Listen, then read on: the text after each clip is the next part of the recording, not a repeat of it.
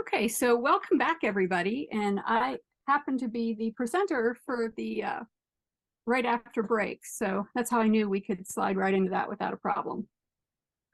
And what I want to tell you is this presentation, although we've had some great presentations on absolute research, as a nurse educator, this one's coming from a very personal view. I, as a nurse, and as I would tell somebody in the medical profession or healthcare arena that's really made me mad, a well-educated nurse, as well as nursing faculty, I had some very unfortunate health items this summer that were unexpected. There were no reason for them in my mind to have occurred. 2 admissions to a hospital, sepsis, and then heart failure. And what I experienced as the patient completely blew me away. There were some really good folks. There were some really bad ones. And I'm like, how can this be possible in the profession that I love? So I'm here to talk about what I saw, and us as educators and administrators and those that work in the healthcare arena, we need to do a better job going forward. I know it really caused me to change a few things in my leadership class. So, we go to nursing school and then we have these new RNs, right? When we're in school, and I know we're trying to get around this with the new NCLEX. Folks, today we've heard putting more simulation, yesterday simulation into lecture classes as well as, for clinical classes, but we still get these new grads that tend to be task-oriented. When they come in the room, they're focused on their task. You, the person in the bed, do not matter. We've gotten your vital signs. Oh, here's your medication. That's where it ends. There's no thought to what the medication's doing. What should we be looking at to support it being given? Is it doing its job? Do we need to notify anybody? It's just a task. Oh, I did my task. You could pick out, as the patient, you could pick out the new grads quickly. Some of that, is that some of our fault? The saying is, nurses tend to eat their young. Have we done that with these folks, that we've scared them so much that they must get their tasks done, that they don't think outside the box because they're too afraid to? Has somebody chewed them up and spit them out in their orientation? Maybe. Do we even teach nursing presence anymore in the pre-licensure programs? I don't know. I taught there for many years. In the last 5, I've been in a post-licensure program. But, nursing presence isn't a science. You can't put it through a lab. You can't give percentages. It's an art. It's something I don't know. Can we teach it? We certainly need to at least discuss it. But this was something that, as the patient, oh my, even the experienced RNs, some of them didn't get the whole nursing presence either. So then I jumped into the literature. What's going on in nursing? What can we find? And I found things that completely appalled me. Rationing of nursing care. It's one of the new things being looked at. Do we really ration it? Oh, yes, we do. We're understaffed. We've got folks, too many patients. I was on a cardiac step-down unit with nurses having 6 patients. I'm like, well, this isn't med-surg. Oh, we know, but we don't have enough nurses, so they give us 6 patients. I'm like, good gravy. And with this rationing of care, there's no algorithm. There's nothing that says to them, oh, these are the things you could skip if you don't have time. It just comes from their intuition. And a really good nurse maybe can skip things that don't matter. A really new nurse, maybe not so much, and they're skipping things that they shouldn't. And we'll give that example in a minute. And then unfinished nursing care.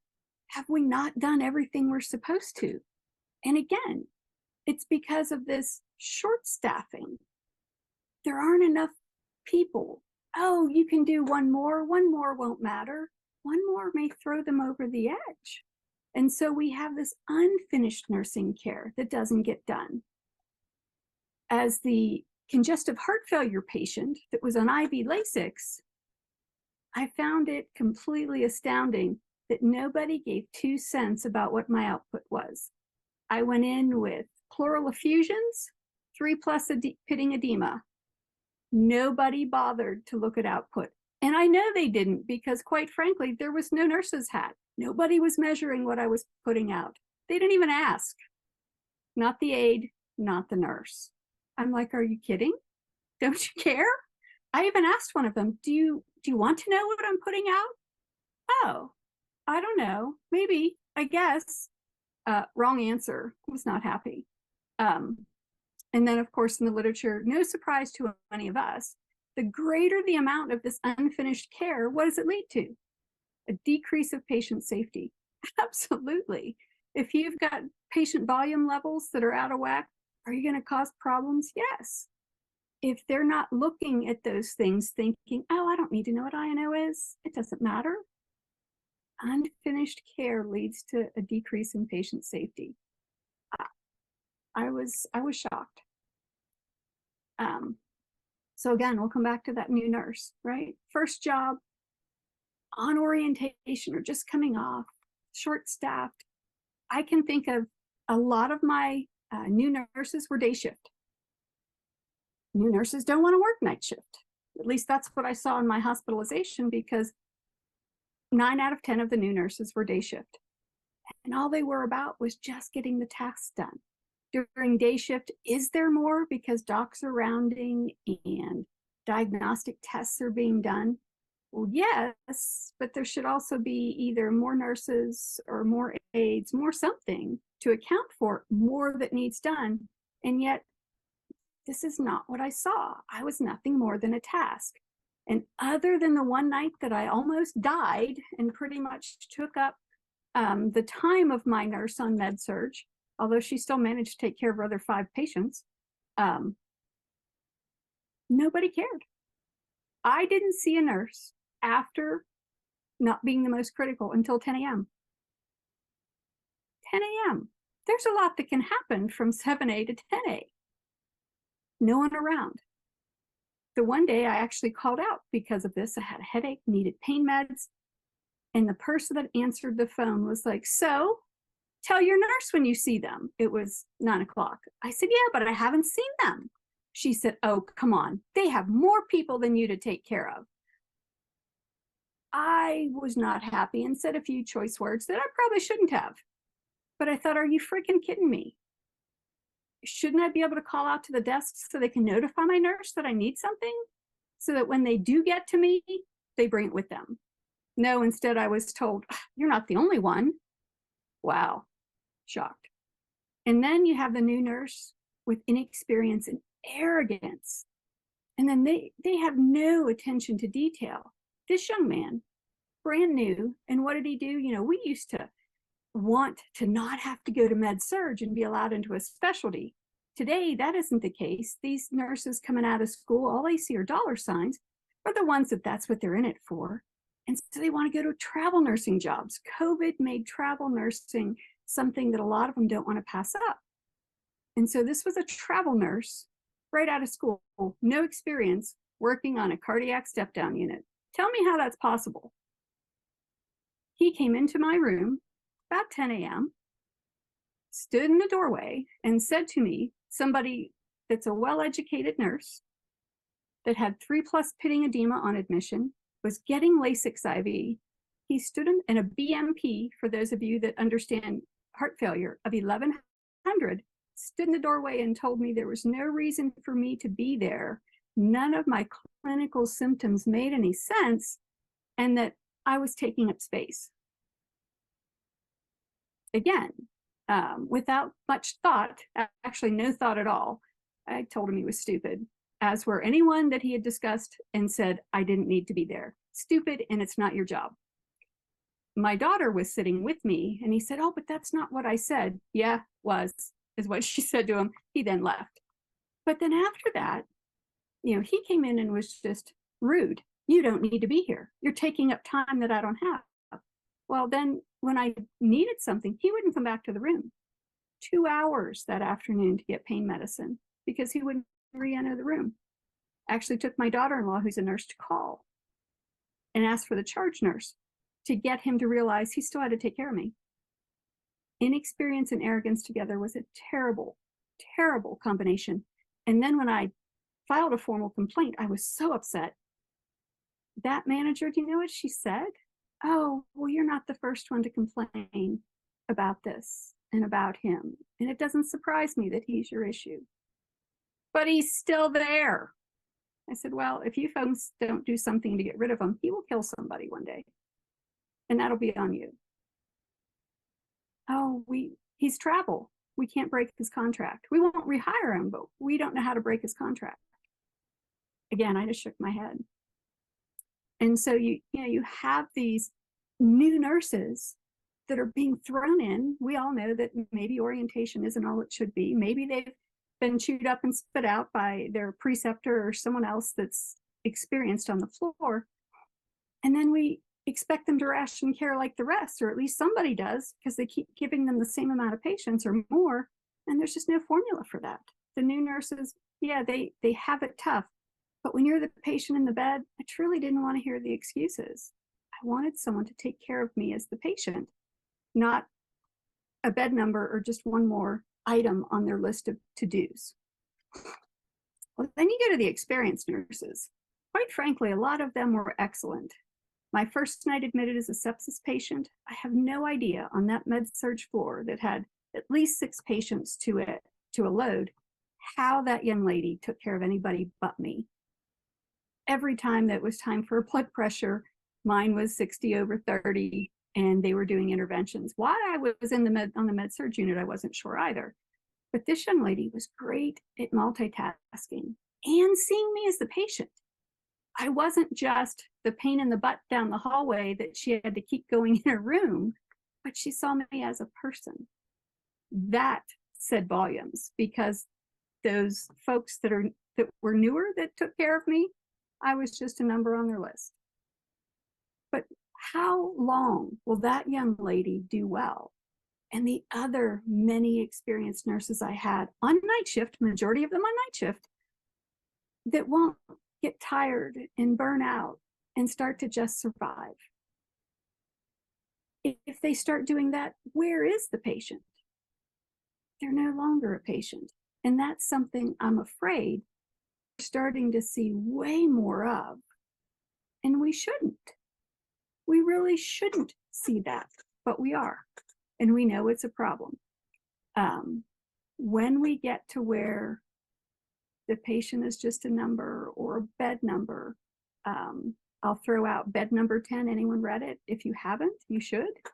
That young lady does a great job of addressing exactly what I'm talking about. And hers was back in the 1980s is when her hospitalization occurred for Guillain-Barré syndrome.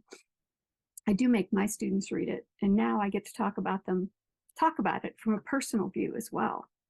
But once we get there, those patients, those nurses are tired and burnt out. They might be good, but now they're just overworked.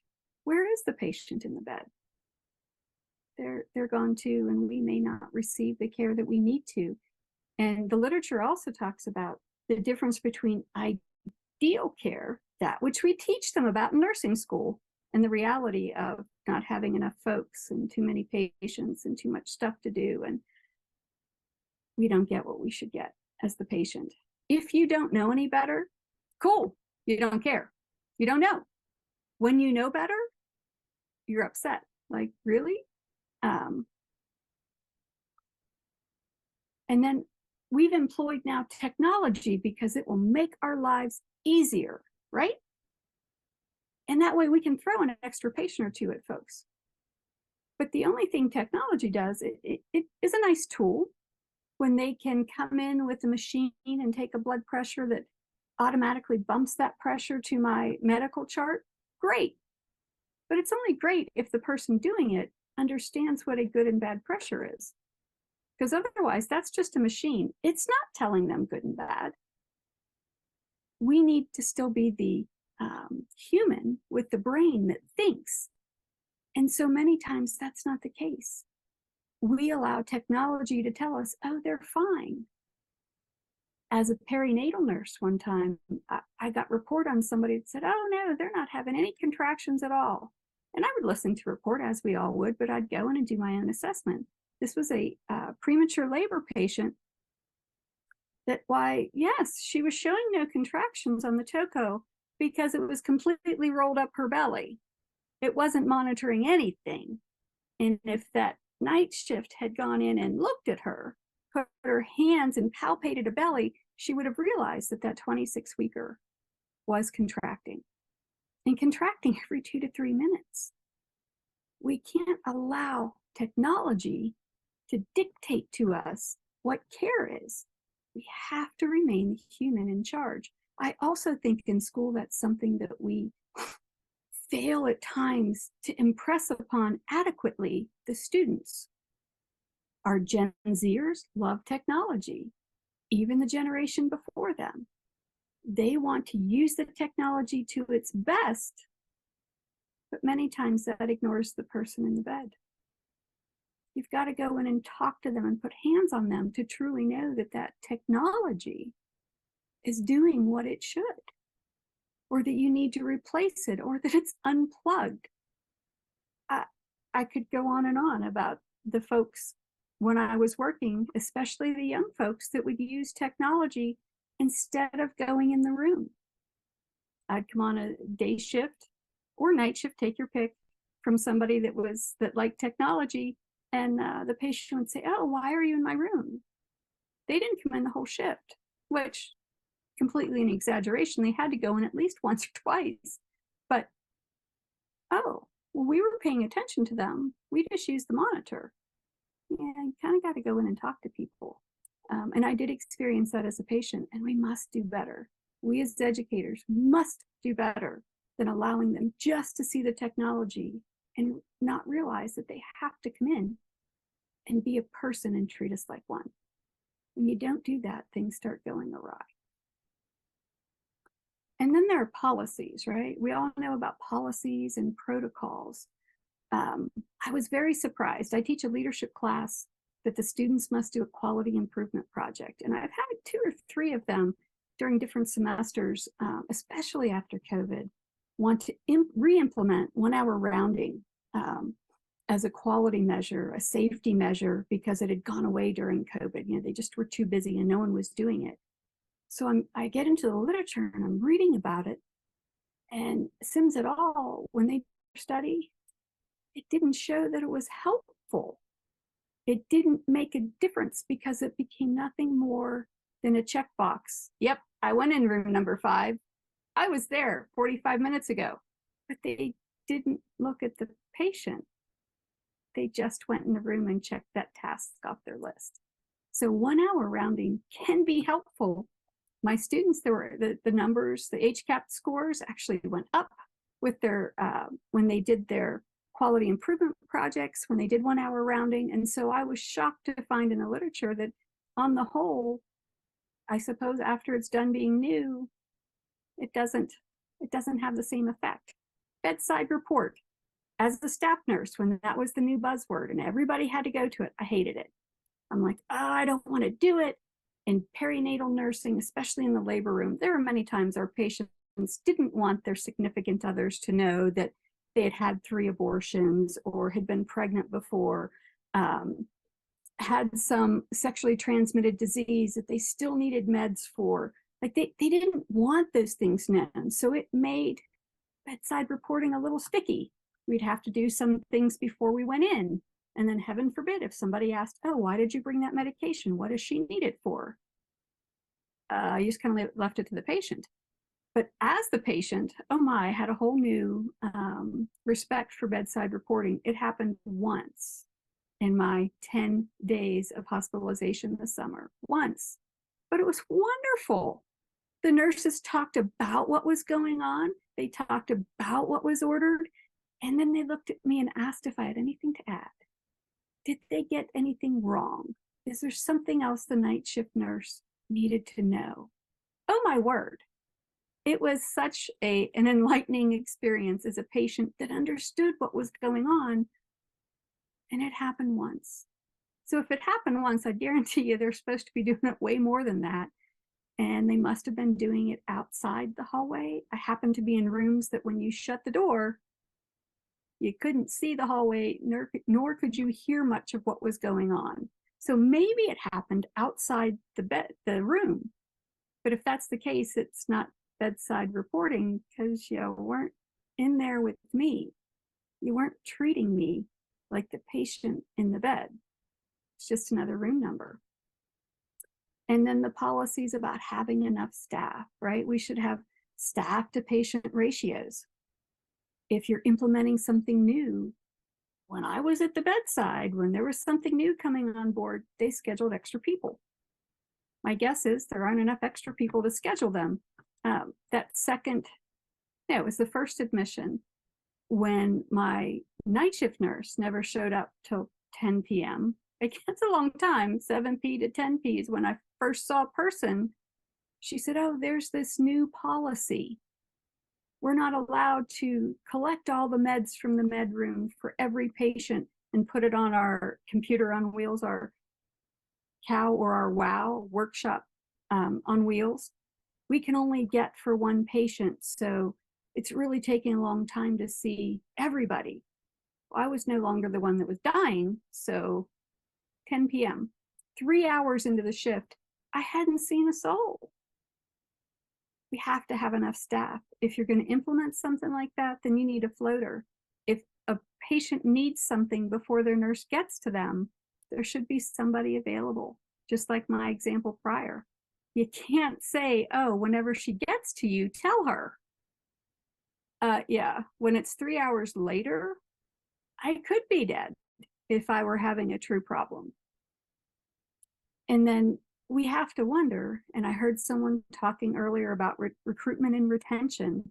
What are we doing to retain our nurses? We talk about not having enough and we're short-staffed and people are leaving in droves. What are we doing for those folks we have? Those of you that work in the hospital setting or administrators, what are you doing for those nurses that have given you loyalty and stayed 3, 5, 10 years? What are you doing for them? You're certainly trying to get the new folks to come in with big bonuses if they sign on and better starting wages. At my facility, when they started hiring new folks, many times they came in making what I was making and I had been there 5 or 10 years. Come on now. Why would I stay if I'm not going to make enough? Our new nurses one time complained, and they were all kids without families. But they came on board and were like, oh, we can't work Christmas. What do you mean you can't work Christmas? You're told you're going to work every other holiday. The boss let them all get away with it. They didn't work Thanksgiving, nor did they work Christmas. I think they may have worked New Year's Day. But of course, they all had to have New Year's Eve off. Again, what are you doing for those of us that have given you time and loyalty by staying in order to keep us? That's how you retain us. And then just an acknowledgement that folks have stayed and are worth the facility's time to say thank you to. More than just a pizza party. Give us something that matters to us. Some of us have a gluten allergy, and those types of extras you want to bring in, we can't even eat. But come up with things that will help the nursing situation. Have enough nurses. And those policies you implement, make sure that they're actually happening and with good results, not just another box to tick. A pet peeve of mine is the new requirements from AACN that says we must do competency-based education. How do you check off competency but a checkbox? I'm like, so you're going to change one checkbox to another? I'm not sure I agree with their new stuff. And I see Janice smiling. Maybe she agrees with me on that. Because I get really irritated. I'm like, it's time to get out of nursing ed if they're going to tell me how I'm going to teach. But, and so, where have we been? I remember 20 years ago, it really was talked about and modeled by my faculty and my clinical faculty, nursing presence, that it's necessary and the patients need us to be there with them. Not just coming in to check off a task, but to come in and be there. Remember, it's an art, nursing presence. proper milieu. I can still hear my psych instructor in my head about the milieu and what we should be doing. Nobody thinks about that anymore. Most of the new nurses don't even know what the term means. If you asked them what it was, they'd say, what are you talking about? Because we're worried about technology and all this new stuff. But we need to go back to being patient focused. We say it. It's in a lot of places. It's in care plans that we all know are kind of by the wayside, although they're still there so we can charge for our services as nurses. And so where are we today? Well, we're short-staffed. We don't have enough folks. So we overload nurses, new and experienced alike. And then what do we give them? In your wildest dreams, could you imagine a patient that's septic with blood pressures of 60 over 30 and 70 over 40 being on a med-surg unit?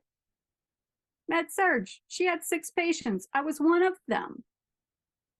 Instead of being in an ICU where they could have maybe added cardiac drips and different things to help, they dumped me full of fluid.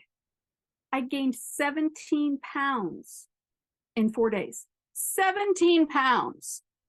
But do you know why I know that? It wasn't because anyone there took my weight, ever.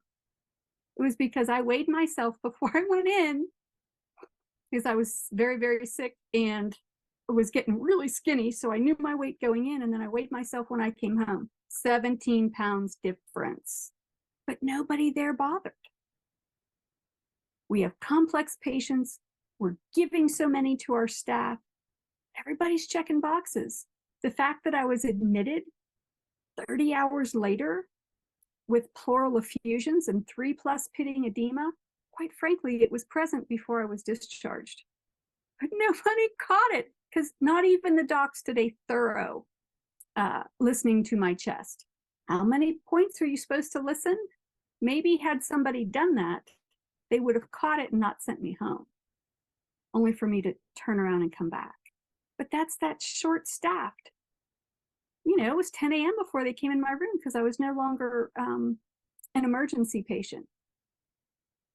Okay, well then maybe just we need another staff nurse. You need to take care of these complex patients instead of just all they could talk about was when to send me home. So where do we go? Well, I think we need to do a better job with the new nurses, especially like Gen Z. They're not real socially oriented, right? That's what the literature says. Gen Zers are socially awkward. They do most of the communicating online. How do we teach them to have a nursing presence and really make that patient feel safe? I have to tell you, I was terrified. Out of the 10 days I was there, probably 8 of them terrified, because it didn't seem like anybody got how sick I was. That one young man comes in and tells me that I'm not sick. You don't need to be here. By the next day, oh, I have a 30% ejection fraction. Oh, maybe I do need to be there. Oh, now I need a cardiac cath. Oh, maybe I do need to be here. I don't look like a congestive heart failure patient. That's what they kept saying. I don't care what I look like. Can you just take care of me? So, you know, where do we go? We have to be able to teach these Gen Zers how to come in and have some nursing presence to truly care about their patients. I know it's hard, especially after COVID when people were dying. We had a young lady yesterday talking about, you know, how things affected the nurses that cared for the dying COVID patients. So I know there's a whole hurdle to jump, but we've got to get back to it, because short of someone there to advocate for me, what was I going to do? I couldn't even advocate for myself because they wouldn't listen. I darn well tried. And I think they just labeled me a pain in the butt, and everybody tried to stay away. No, I just want to be treated right. So as I'm timing myself, I see how I have about 40 seconds before questions or comments. So I'm going to stop sharing my screen. I do have one more share. I do have some references for what I talked about.